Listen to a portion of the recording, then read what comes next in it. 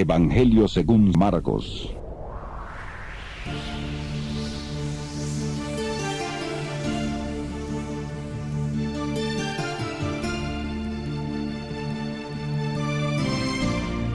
Te damos la bienvenida a tu programa Palabras de Vida Eterna. En estos momentos compartiremos el estudio del libro de Juan Marcos, Yohanan.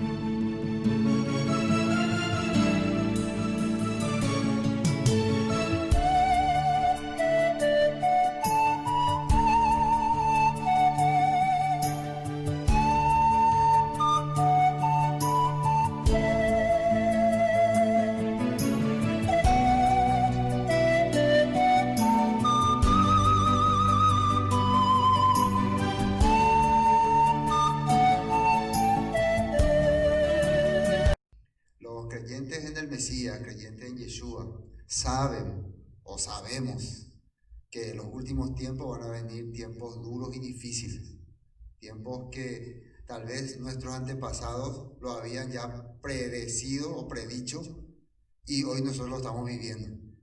Y tal vez ni siquiera lo sentimos como con gran magnitud, ¿no? Estas cosas que estamos experimentando ahora, en estos tiempos, siempre digo esto, ¿no? Muchos líderes, pastores, hombres de fe en la antigüedad venían diciendo que iba a acontecer, que iban a ocurrir. Algunos fueron tildados de loquitos o de fanáticos, pero en la realidad que estamos experimentando y que estamos viviendo, se está desarrollando. Lo que pasa es que también habían anunciado que la gente que viva en esos tiempos no iba a sentir tanto eso, que ni siquiera iba a darse cuenta cuando ocurran estas cosas. Había yo oído eso hace años atrás, ¿no? Y ahora me sorprendo que estamos viviendo esa etapa. Por eso, para los creyentes en Yeshua, como les hablaba, son tiempos que estaban predichos. Y como nosotros esperamos la restauración de todas las cosas, y cuando viene una restauración siempre viene también, previo a eso, un juicio a las naciones. Así está escrito en la palabra. Cuando el Todopoderoso quería traer su restauración total, tenía que solucionar el problema del mundo. ¿Y cómo está el mundo en este tiempo? Está terriblemente mal.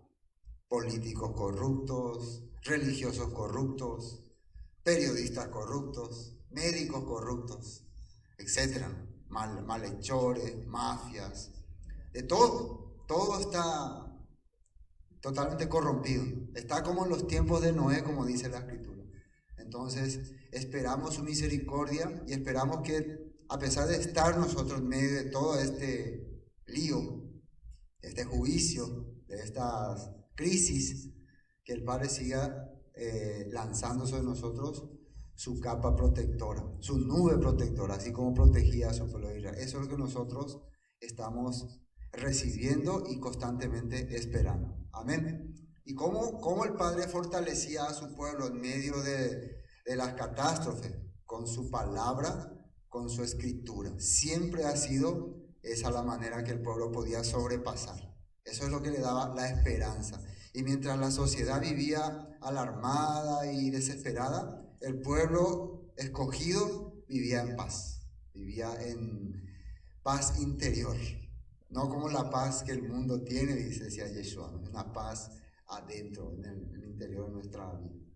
Entonces hoy vamos a continuar ya con el libro de Marcos, capítulo 8, ya la tercera, son versículos bien interesantes. Y nuevamente, ¿cuál es el tema? Darle esperanza a un pueblo que está siendo perseguido y que sepan que esa esperanza es que hay una restauración, que vino el Mesías, que vino a restaurar, y que tienen esperanza a través de él mientras le aceptan, mientras no le rechazan. ¿Y qué es lo que hace que el hombre quiera rechazar al Mesías? Precisamente la situación difícil, la situación incómoda, hace que quiera negarle, hace que quiera tirar todo por la ventana y seguir nomás el sistema. Mejor me dejo arrastrar, mejor me dejo llevar, porque es demasiado difícil enfrentar este sistema. Entonces la palabra, la escritura, los hechos de nuestro Mesías, Salvador y Redentor, iban a hacer que el pueblo tenga esperanza. Vamos a mirar la presentación de hoy, y ya después comenzamos.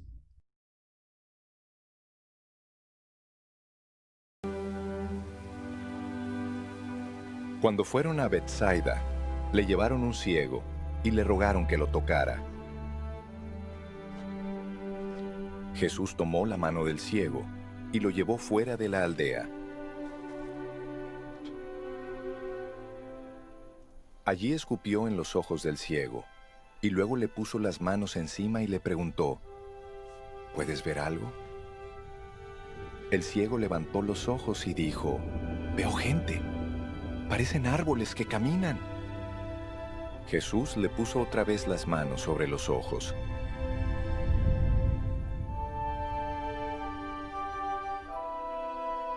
Y el ciego recobró la vista y pudo ver a todos de lejos y con claridad.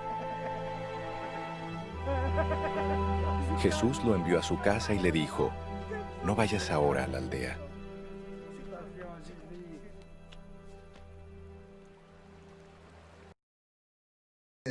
Acá en capítulo 8 nos está hablando acerca de varios lugares que Yeshua estaba visitando. Siempre es muy importante entender en la palabra, cuando compartimos, por qué menciona los lugares, los sitios. Algunos sitios tienen algún mensaje, algún tema que nos quiere aclarar, ¿no? Vimos que estaba más adelante, los versículos anteriores estábamos viendo que estaba por Tiro, por Sidón, por Decápolis, ciudades generalmente habitadas por extranjeros o por gente ya mezclada, o que inclusive seguía otra creencia, otros pensamientos. Entonces Jesús iba llevando ese mensaje en diferentes lugares hacia el norte de Israel. Pero también hay mensajes que uno, analizando bien, y si va a profundizar ya más, se va a ir hasta los tiempos de los orígenes, cosas que ocurrieron ahí ya hasta en los tiempos, se puede decir, antidiluvianos, antes del diluvio. Y eso vamos a ir viendo más adelante. También algunas prácticas y algunas creencias que se habían establecido en esos lugares. Por eso es muy importante cuando narra, ¿no?, los sitios. Habíamos visto entonces lo último, cuando Yeshua les habla acerca de tener corazón endurecido, cuando les pide que se guarden de la levadura de los fariseos, de Herodes, y en otra versión decía también de los saduceos. Y habíamos visto que la levadura de los fariseos era el tener su propia interpretación de la escritura, darle a la palabra su punto de vista, pero muchas veces este punto de vista desde una perspectiva de conveniencia. Al principio, los fariseos muchas veces le agregaban cerco a la escritura para que sea más imposible fallar, no cumplir. Y al principio ellos eran muy celosos por la palabra.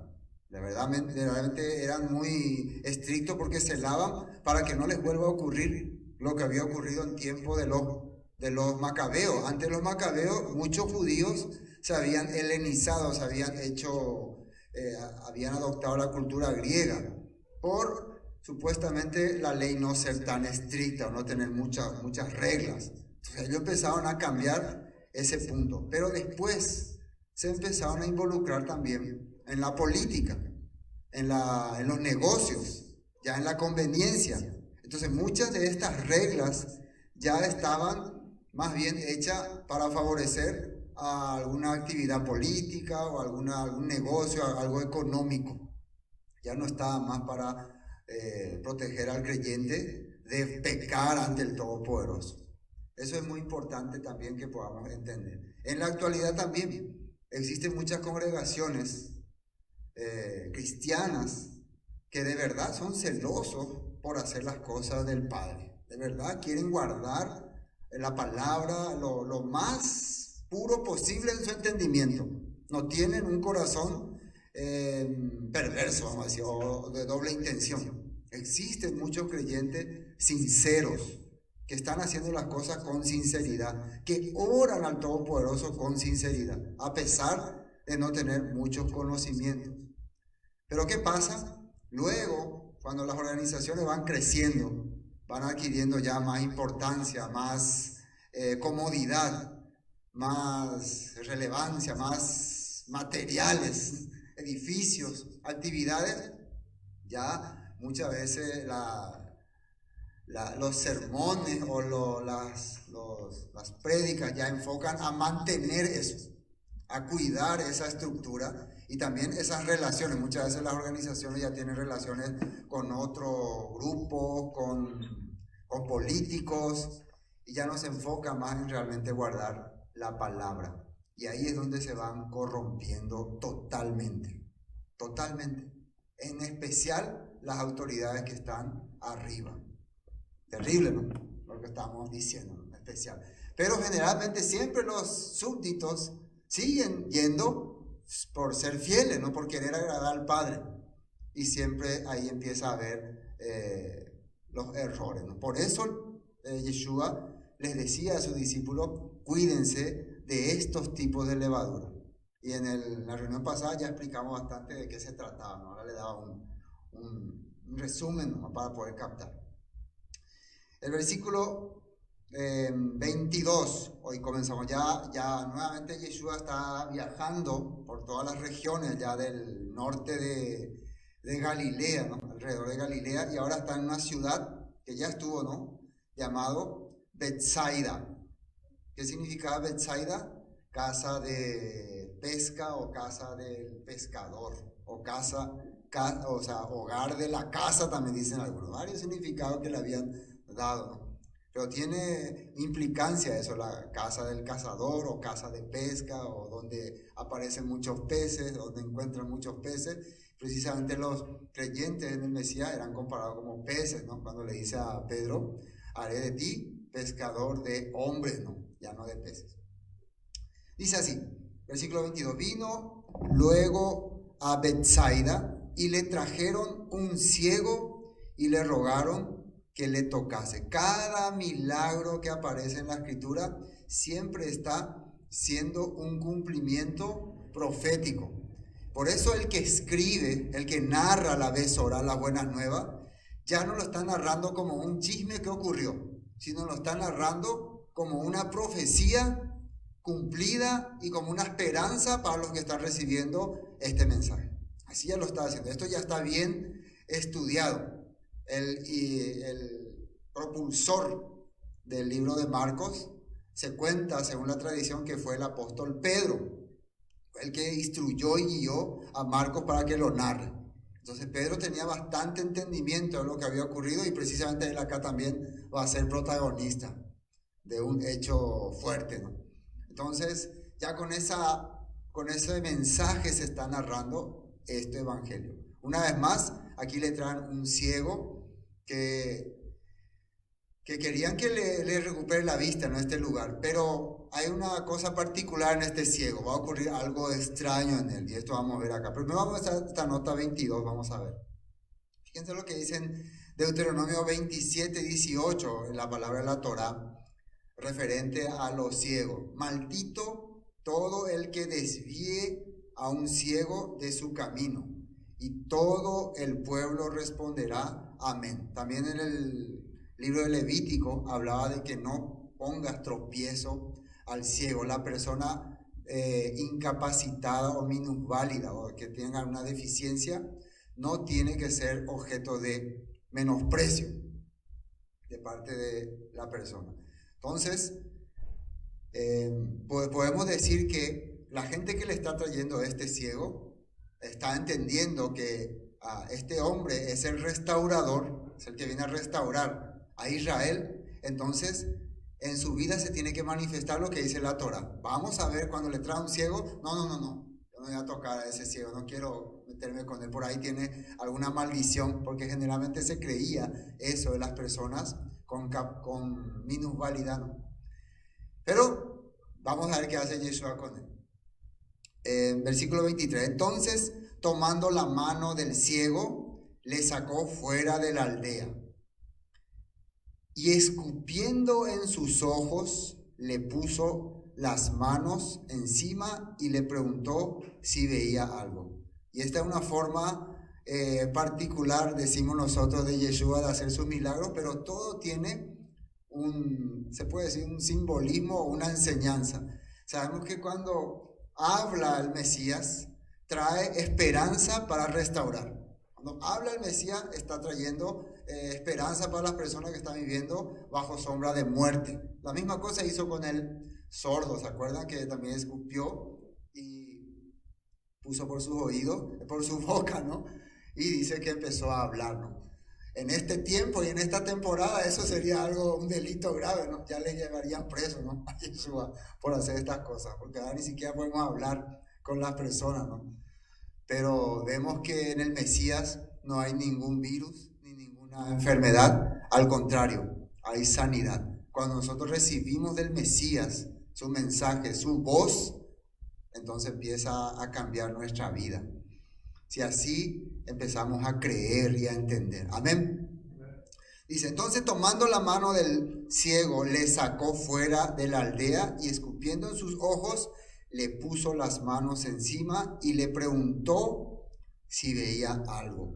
Vemos que le preguntó si veía algo, ya entonces Yeshua sabía que todavía no está totalmente abierto tu ojo.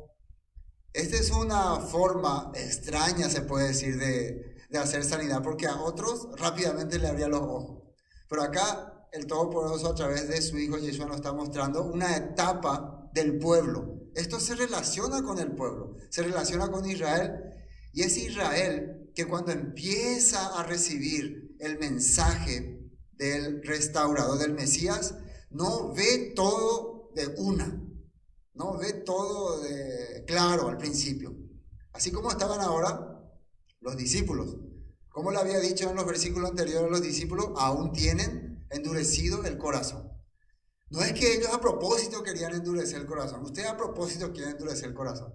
Cuando alguien le dice, usted tiene su corazón endurecido. Muchas veces uno se enoja, ¿no? Sí, ¿no? Y muchas veces el enojo viene porque yo no quiero ser una persona con corazón endurecido. A mí me gustaría ser una persona con corazón abierto, blando, que capte las cosas del Padre. Pero lastimosamente muchas veces no puedo, no lo logro. Entonces el Padre quiere obrar en mi vida lentamente. Ya le pregunta si ve algo, ¿no? Quiere decir que muchas veces el Todopoderoso está observando si ya podemos nosotros captar o no captar su mensaje, si estamos pudiendo captar o no. Quiere decir que hay personas que de entrada no van a poder captar, no van a poder ver claramente las cosas. Muchas veces, especialmente en el camino de raíces hebreas y restauración, uno quiere que rápido ocurran estas cosas. Tal vez uno aprendió a duras penas, pero después cuando ve a la persona que está recibiendo y aprendiendo lentamente y comete algunos errores, ya le quiere dar con todo. Así no es, así no se hace. Entonces uno tiene que entender ese punto, ¿no? Lograr entender que las personas no van a ver muchas veces las cosas como nosotros vemos. Algunos más lentamente se le va a ir aclarando las cosas. ¿Y qué es precisamente lo que este hombre empezó a ver, se puede decir, borrosamente? Y dice aquí en la Biblia, él mirando dijo, veo los hombres como árboles, pero los veo que andan. ¿Sí, hermana? Me llamó la atención que ahí dice que le sacó fuera de la aldea. ¿Por qué no en la aldea no hizo eso? Y después le dijo que no vaya a la aldea al final. Porque hay también eso, ¿no? Porque recuerden que Yeshua se está presentando como restaurador, salvador, pero el pueblo le quería ya poner como rey. Quería que cumpla la función de reinar. Y muchas veces por eso él se apartaba, huía o le decía, no comenten todavía esto, porque lo que primero hay que restaurar es el corazón, ¿no? El corazón del pueblo. El hombre en ese tiempo no está, y justamente va a ocurrir eso acá. Vamos a ver cuando avancemos más que va a ocurrir y los propios discípulos no van a captar el mensaje. Es como nosotros que queremos ya que la gente cambie por afuera. Queremos ya que guarde el Shabbat, que celebre la fiesta, o algunos más estrictos que ya use talí, que ya use barba, que ya use kippah, todas estas cosas, ¿no? Que haga algunos ritos. Pero el corazón primero lo que tiene que cambiar, es adentro, o que ya diga Yeshua, ya diga Yahweh, otros nombres. Entonces, si el corazón no va recibiendo el mensaje, entonces nosotros le forzamos a la persona a hacer estas cosas. Bueno, continuando el versículo 24, dice, él mirando dijo, veo hombres como árboles, pero los veo que andan. Y acá la clave de esta palabra, árboles. Y vi muchísimos textos en la escritura relacionados con los árboles. En la escritura, al entrar el capítulo en la Biblia, ¿no? La Torá, Génesis, aparece ya un problema con árboles. De entrada, ¿no? El árbol de la vida, el árbol de la ciencia del bien y del mal. Y hay muchísimas teorías con referente a ese punto, ¿no? Muchísimos pensamientos, muchísimas creencias, ¿no? De qué realmente eran los árboles. De qué se trataba no comerás el fruto, ¿no? Hay muchísimos argumentos y teorías. Y muchas veces encontramos que la escritura relaciona a los árboles con personas. Inclusive el propio Juan Bautista dijo que todo árbol que no da buen fruto será cortado, y estaba hablando de los israelitas, las personas, no estaba hablando de los árboles. Yeshua también mencionó que por su fruto los conoceréis. El árbol que da mal fruto es reconocido rápidamente, ¿no? Entonces Yeshua mismo también tocó ese tema. Pero también era un tema del pueblo que recibió juicio por sus transgresiones, y también recibió, se puede decir, el ser exiliado, y el ser talado y el ser llevado, como se cortaban los árboles y se llevaron. En aquella época, cuando había invasiones, cuando los asirios y los babilonios invadieron las tierras, ellos talaron todos los árboles que había y se los llevaron. Dejaron pelado el territorio de Israel. Literalmente no ocurrió eso. Y había profecías en la Torá que hablaban que eso iba a acontecer. Pero también hay profecías que hablan que eso volverá a restaurarse y volverá a reverdecer, y los árboles cantarán, y los árboles así estarán felices. Entonces es interesante eso, ¿no? Teniendo en cuenta también que muchas veces la vida de una persona se conoce por su fruto. Existe el mango injertado, le llamaban, ¿no? Mango injertado. ¿Conocen ese mango, no? Entonces algunas personas creo que plantaron ese mango injertado, y después creció el árbol, y cuando salió el fruto ya no tenía el mismo sabor del mango injertado, ya era amargo. Por acá cerca conozco un árbol así, siempre está lleno de mangos grandes y nunca nadie come. Y un día yo dije, yo voy a comer esto. Me fui, agarré, traje acá y probamos, y era amargo, era agrio. No era como los mangos grandes, porque era mango ya contaminado, ¿no? Entonces, ¿cómo puedo identificar que este árbol de mango, su fruto no es bueno? Bueno, por su fruto, ¿no? Probando, ¿no? Por el árbol no, el árbol se ve como un mango normal, pero al comer ese fruto podemos darnos cuenta que no está bien, que tiene algún problema ya de genética. El Todopoderoso también así estaba identificando qué son nuestros frutos, precisamente lo que sale de nosotros, las manifestaciones que ocurren. Una persona se puede presentar bien amable, bien espiritual ante nosotros, pero a medida que acontece, a medida que le conocemos, se manifiesta realmente lo que es por su fruto, por su acción. ¿Ven? Bueno, veo hombres como árboles, pero los veo que andan. Entonces, a través de la vida de este ciego se está manifestando algo. El ciego generalmente era una persona, se creía que había recibido un juicio por haber sido rebelde. Y entonces la escritura, la Torá y las promesas del Padre se le velarían, dicen el profeta Isaías. No iba a poder distinguir. Los líderes, los maestros de la palabra, se le iba a velar. Aunque vean la palabra, no iba a poder distinguir. Entonces era sinónimo de juicio. Ahora, ¿qué está ocurriendo? Que al venir el Mesías a restaurar la tierra de Israel, este ciego, que nosotros vemos que está representando a Israel, está empezando a ver árboles que se mueven, Vamos a la nota 24. Nota 24. Algunos versículos para ir analizando. El Deuteronomio 28, 28. El Eterno te castigará con locura, ceguera y pánico. Andarás a tiendas y a plena luz del día como un ciego que palpa en la oscuridad, pero no encontrarás la senda. Te oprimirán y te asaltarán constantemente y nadie vendrá en tu ayuda. Una profecía que hablaba acerca de la Torah y está en Deuteronomio 28. Si ustedes leen completo ese capítulo, habla cuál va a ser la razón por la cual van a ocurrir estas cosas. Si no obedeciera estos mandamientos. Y también una cosa que dice que vas a andar en pánico. Y eso me hace recordar el momento que mucha gente está viviendo ahora. Pánico, va a ir con la ecopata, ¿qué va a pasar todos nosotros? Y así está viviendo mucha gente. En realidad así está viviendo. No, igual aunque tiene fe en la palabra, está su mente concentrada en que algo va a ocurrir, nos va a pasar algo. Y la verdad, mucha gente, lamentablemente por la situación, está pasando difícil, económicamente hablando, ¿no? Se le está interrumpiendo mucho sus trabajos, sus actividades, y están fracasando. Está ocurriendo eso en el mundo entero. Y hay razones, dice la Escritura, no sabe a dónde caminará. Pero hay más acá. Deuteronomio 28, 42.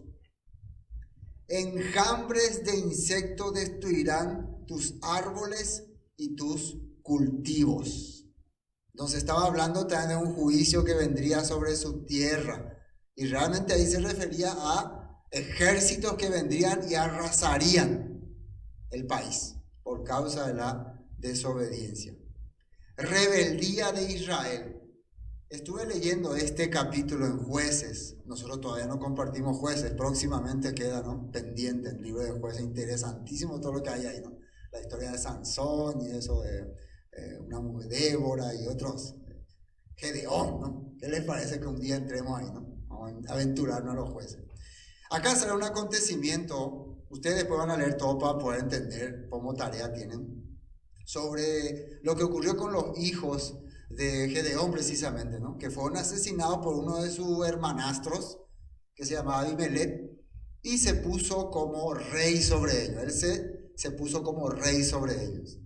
Y había un último hijo que les hablaba acerca de lo que ustedes han hecho es una afrenta, un pecado, y juicio va a caer sobre ustedes. Así les había declarado. Pero lo interesante, lo que queremos nosotros enfocar en este texto, es que relaciona a ese acontecimiento con árboles. Y aparecen varios árboles ahí. Si ustedes pueden leerlo después para entender. Vamos a leer solamente algunos versículos. Jueces 9:8. Fueron una vez los árboles, dice, imagínense, a elegir rey sobre sí. Y dijeron al olivo, reina sobre nosotros. Y aparece una lista de varios árboles. Y finalmente le eligieron a un árbol, que era la zarza. Versículo 15, ¿no? Y la zarza, que sería Abimelech, respondió a los árboles, Israel en rebeldía. Si analizan bien, en esa época, a pesar de que Gedeón les trajo prosperidad, les trajo libertad y les llevó a traer la adoración del Elohim verdadero, ellos se volvieron a traer al paganismo, se volvieron a traer a la idolatría. Y Abimelech estaba en favor de eso, les apoyaba, y por eso ellos le pusieron a él como rey le pusieron. Y la zarza, Abimelech, respondió a los árboles, Israel: si en verdad me elegís por rey sobre vosotros, venid, abrigaos bajo de mi sombra. Y si no, salga fuego de la zarza y devore a los cedros del Líbano. ¿Qué significa esto? Esto le estaba diciendo uno de los últimos descendientes de Gedeón, por haber cometido este crimen. Le estaba diciendo a todo ese pueblo: ustedes lo que han hecho es que eligieron a una persona que le va a dar toda la satisfacción que quieren, porque le va a permitir que ustedes sigan en su idolatría, en su vida corrupta, Pero a la hora de la verdad, cuando ustedes le fallen, los va a quemar, los va a matar. Y si ustedes leen toda la historia van a saber qué pasó. Arrasó con pueblos, arrasó con ciudades. Fue terrible lo que ocurrió ahí. Esto prácticamente se repite en tiempos de Yeshua. Porque en tiempos de Yeshua, ¿qué es lo que pasó? Muchos se hicieron aliados de los romanos, de los saduceos, de los fariseos, para poder vivir bien, para poder disfrutar la vida, humanamente hablando, en ese tiempo. Pero al final, ¿cuál fue el resultado? Los romanos arrasaron, destruyeron, acabaron con todo Israel y masacraron y mataron muchas personas. Eso es lo que estaba ocurriendo, ¿no? Y acá se le pone como, ¿cómo se puede decir? Ejemplos figurativos a los árboles. Son personas, pero se comportaban así. Salmos 1:3. También hay árboles que hacían lo correcto, ¿no? Dice, la persona, si ustedes leen todo el contexto, la persona que vive conforme a la Torá, conforme a la palabra, medita de día y de noche en la escritura, son como árboles plantados a la orilla de un río, que siempre dan fruto en su tiempo, sus hojas nunca marchitan y prosperarán en todo lo que hacen. Salmos 37:35. He visto a gente malvada y despiadada florecer como árboles en la tierra fértil. O sea, no pensemos que la gente por prosperar humanamente, económicamente, por vivir bien, está bien con el Eterno. Pero mira, esa persona le va bien, consigue muchas riquezas, es próspero, entonces quiere decir que el Elohim le bendice. No pensemos así, ¿no? Isaías 10:33. He aquí el Eterno de los ejércitos desgajará el ramaje con violencia, y los árboles de gran altura serán cortados y los altos serán humillados, referente también al pueblo. Isaías 55:12. A pesar de todo, una palabra de esperanza. Ustedes vivirán con gozo y paz. Los montes y las colinas se pondrán a cantar y los árboles de los campos aplaudirán. Eso ya habla para tiempo de restauración. Para poder entender lo que está ahora aconteciendo acá en Betsaida, los conocedores de la palabra, los conocedores de la escritura, rápidamente se darían cuenta, esto es un cumplimiento profético. Ahora entienden por qué Yeshua, cuando iba con los discípulos de Emaús, les dicen, no comprenden las escrituras, a los profetas, por eso no podían saber que todas estas cosas estaban escritas. Todo lo que aconteció con el Mesías estaba ya revelado en las escrituras, y muchos de ellos no se lo habían percatado. Bueno, continuamos.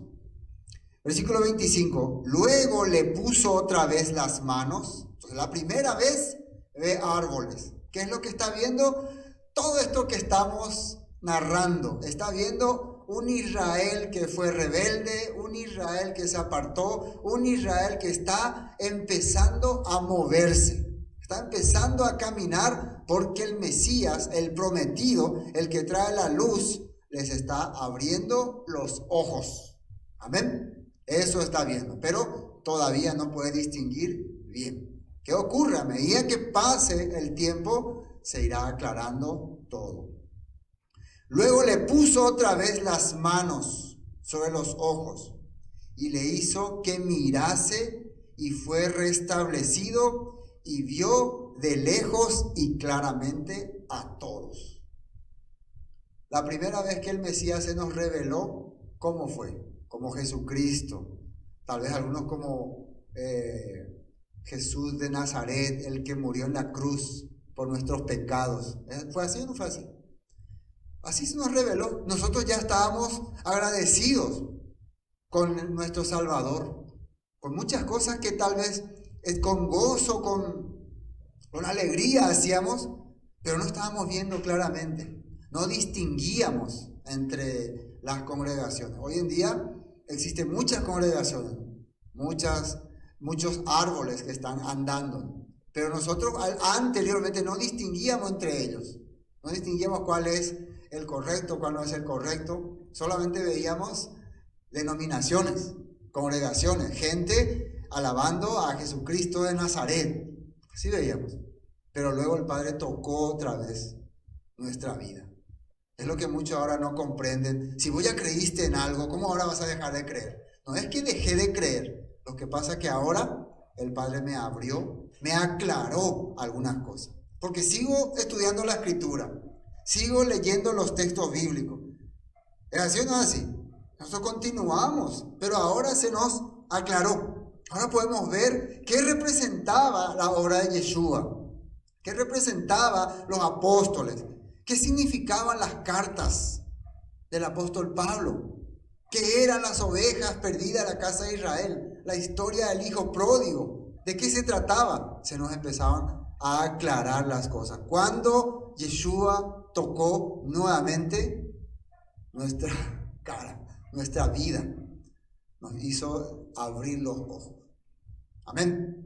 Bueno, luego le puso otra vez las manos sobre los ojos y le hizo que mirase y fue restablecido y vio de lejos claramente. Nota 25, más textos bíblicos. Salmo 146, 8. El Eterno abre los ojos de los ciegos.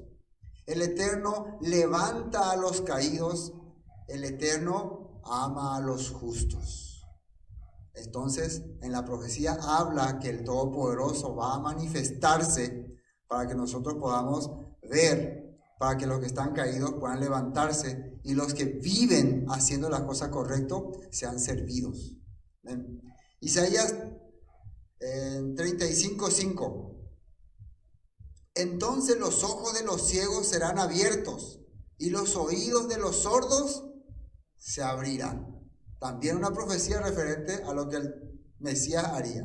Isaías 42:7. Para que abras los ojos de los ciegos. Tenía que ser enviado al ungido, nos dice el contexto, ¿no? Para que saques de la cárcel a los presos y de las casas de prisión a los que moran en tinieblas. Isaías 42:16. Y guiaré a los ciegos por camino que no sabían. Les haré andar por sendas que no habían conocido. Delante de ellos cambiaré las tinieblas en luz y lo escabroso en llanura. Estas cosas le haré y no los desampararé. Una cosa interesante, que este ciego cuando empezó a ver, él pudo distinguir árboles y personas, ¿no? Entonces podemos creer que no siempre fue ciego, ¿no? Porque pudo distinguir, estos son árboles, ¿no? Sí, dijo, ¿no? Y el ciego de nacimiento no sabe cómo es un árbol. Pues, a ver, sí, esto parece, pero cómo es, no podrá saber. Pero este ciego alguna vez vio y luego perdió la vista. Entonces es una prueba de que fue su pueblo, que anteriormente estaba bien claro todas las cosas, tenía la Torá, tenía los profetas, tenía todas las revelaciones, todos los planes, pero vino la transgresión, vino el pecado y quedó enceguecido. Y luego cuando viene otra vez la misericordia del Todopoderoso, le abre otra vez la vista y puede empezar a ver nuevamente. Amén. Eso fue lo que ocurrió con nosotros. Nosotros, aunque tal vez nosotros mismos no fuimos, pero nuestros antepasados se apartaron de la verdad, se apartaron de la palabra y eso influyó en nuestra vida para que sigamos así. Ahora nosotros estamos hallando la gracia y la misericordia del Padre para poder ver otra vez y distinguir su misericordia. Continuemos. Y lo envió a su casa. Lo envió a su casa diciendo, no entres en la aldea ni lo digas a nadie en la aldea, porque todavía no era el tiempo que el Mesías se manifieste como muchos lo estaban esperando. Y eso lo comprueba acá el siguiente texto.